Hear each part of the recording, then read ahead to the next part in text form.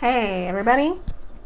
So I have been going back and forth with sharing a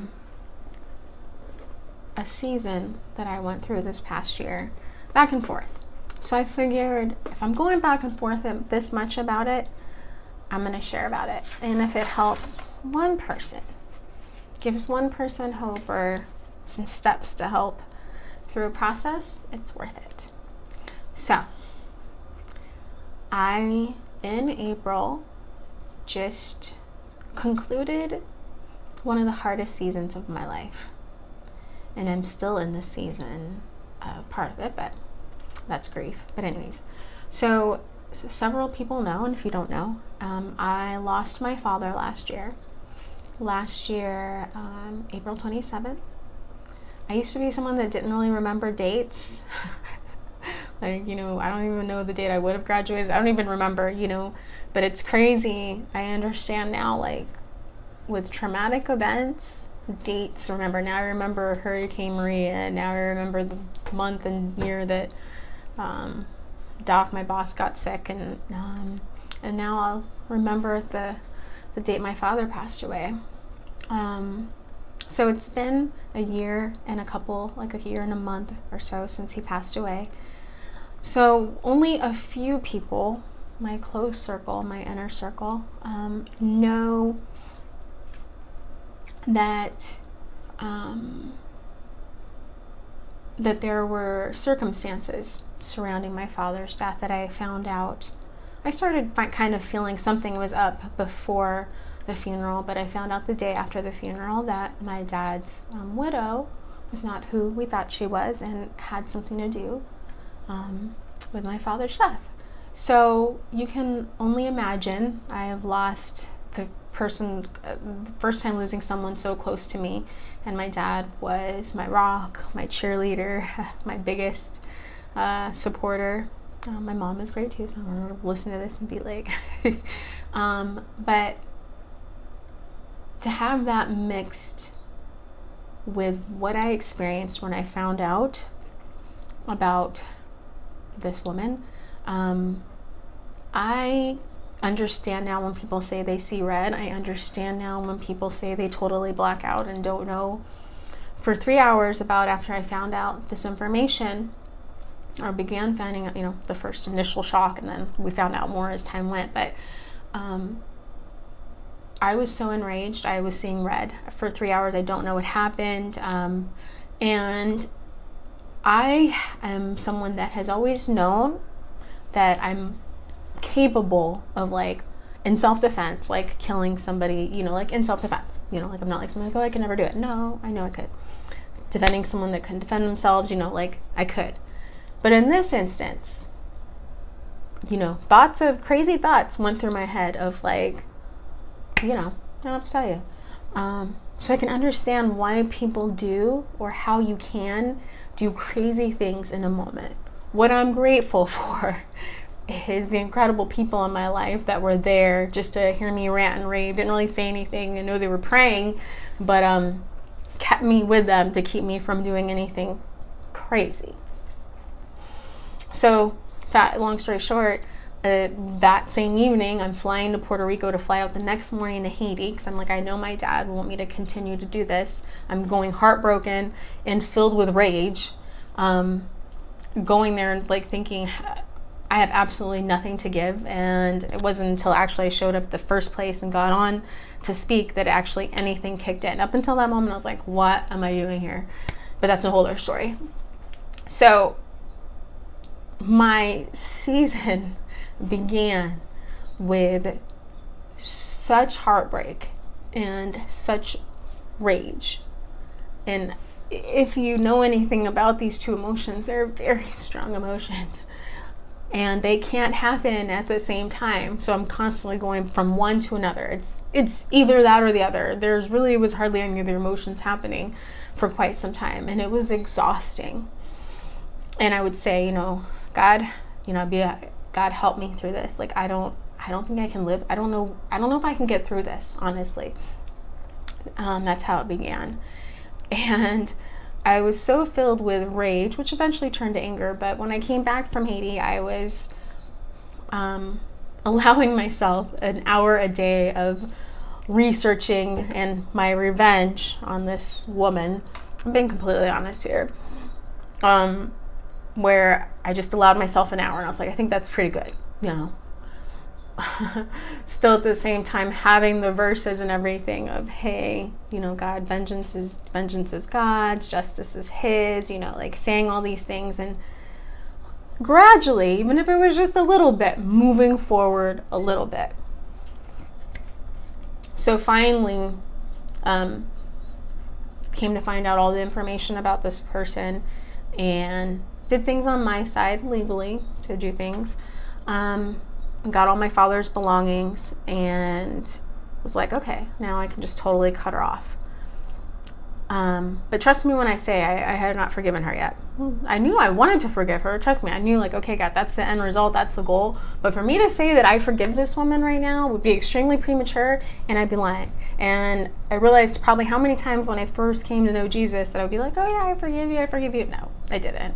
I could say it, and you could be like, oh yeah, she forgives her. She forgives whoever. No, I never said it because I never meant it. And God was not like, hey, you need to at this moment. God brought me through this process, which I'm trying to share with you. So I knew that I was living in Puerto Rico, and I had already made the decision, like, hey, I think I need to move back to Phoenix to be closer to Life Impact, the company I work with, and with the team for where we were going. But I knew it was actually very crucial for me to come back, and I didn't share this with a lot of people, is because I knew I needed support of my really close friends to help me through this time, because I was in unfamiliar territory. I did not know what I was doing. I was a mess most of the time. I was a mess that was determined to grow in the mess, but that's, again, another part of it. So came back to Phoenix, began life here again. And I would be like, okay, I wouldn't think about her every day, or I wouldn't, I just started missing my dad more. Just always just missing my dad. And so, more time was just my dad, and every once in a while I think about her and be like, ugh, So I thought, man, I haven't thought about her in a while. Maybe I'm okay. I think I'm over this, God. I think I'm about ready to forgive her. I think I'm good. Then March, just this past March, I'm driving, and if you're in Phoenix, I was driving down Camelback, and there was this big billboard, and it was for chiropractic care in Espanol, in Spanish, with a very beautiful older Latino woman, maybe like 50s, 60s.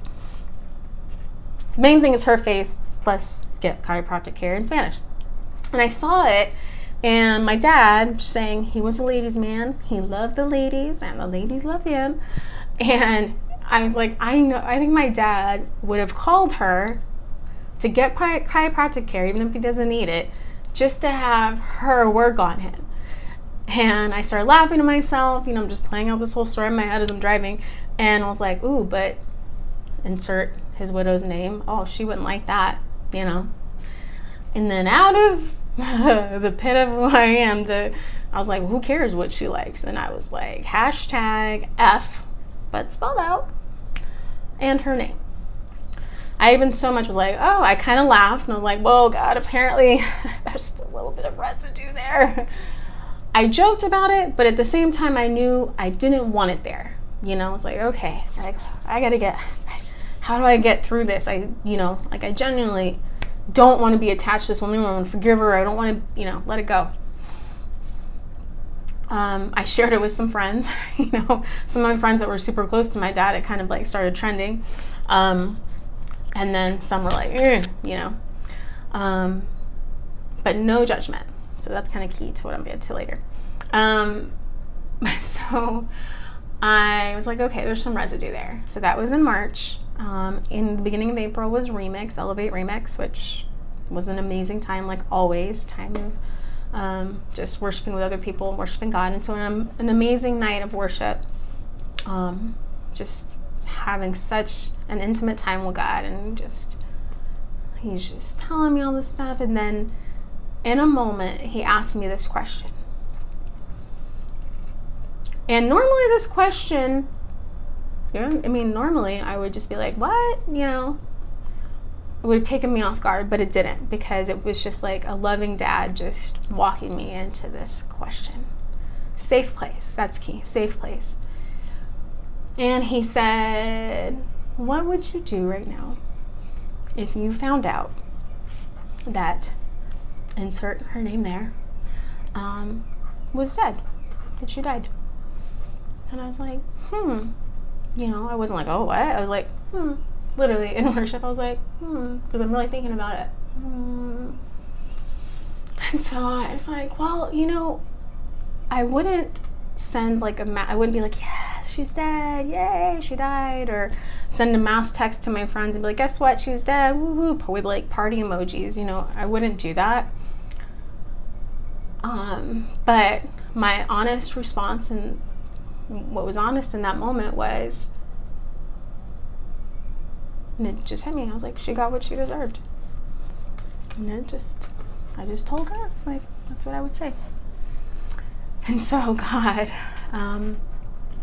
said in that moment, like the dad that he is, walked me into a moment of growth and freedom. He said, what would it be like if you got what you deserved? Whew. And in that moment, I got it. 100%. Almost a year to just a couple weeks shy of my dad's anniversary of his death, I got it. And I let her go. I forgave her in that moment. There's absolutely no residue now. Like, it's incredible. Like, it's done. And I share all this to share this, that it was a year process about.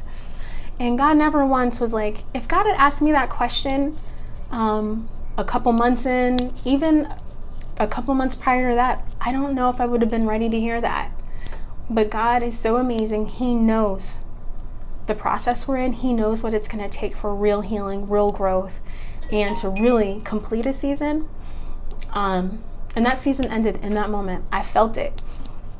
And what I didn't realize is a couple weeks later, something was happening, another season I was about to walk into, that there's no way, I don't think he would have, allowed me to walk into this season not with that one taken care of. I couldn't have carried that and gone into the next one. So I share that, all of this to share this with seasons and process. I think I've always understood that, being part of Life Impact, we're always in a season or a process. Our whole life is process. But this was the hardest season or process I'd ever been in my life so far. And what I learned were like 3 things key to it. One, with a season and a process, is that understand that you are in a season and a process. Like, that giving yourself, like, this isn't going to last forever.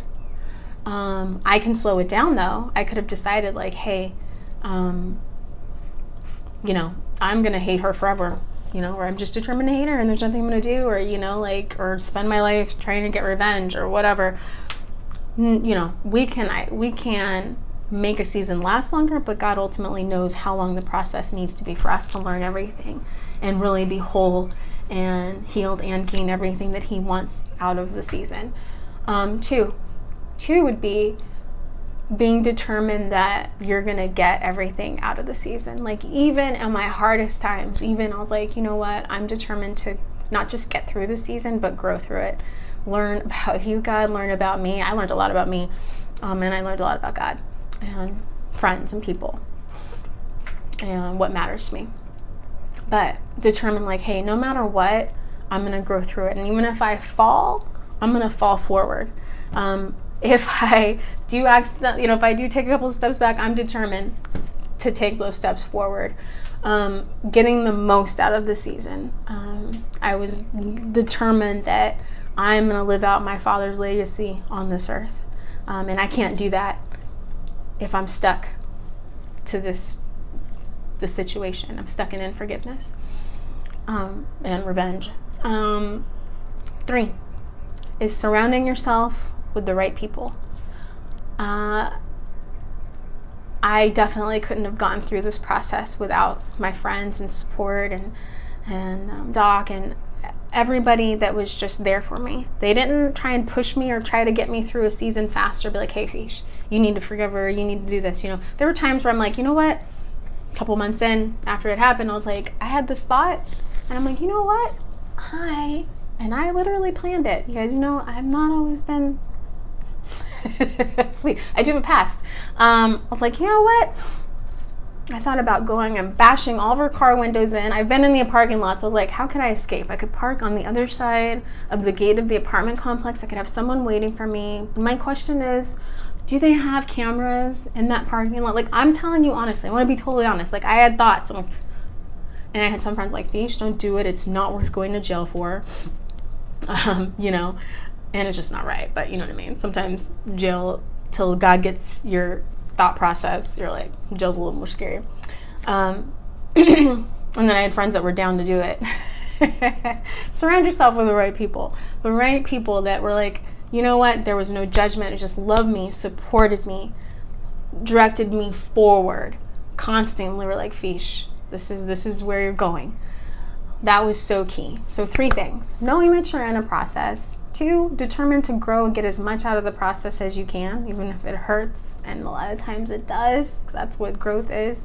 3 is surrounding yourself with the right people. So I wanted to share this before Father's Day because I did not want to share about it around Father's Day, because I don't want to talk about my dad's death at Father's Day. I want to talk about what an amazing dad he was, and our story of how our relationship was and how it wasn't always what it is. So I didn't want to taint it with that. So I hope this helped somebody. I don't know. I didn't want to also act like going through things is just like so perfect and so amazing and we have it all together when we don't. That's why we're learning and growing all the time. So thanks for listening. Thank you to everybody that has been there for me, that reached out when my dad passed away, has continued to ask me how I'm doing. And then has just been with me every step of the way. Thank you. And God bless you.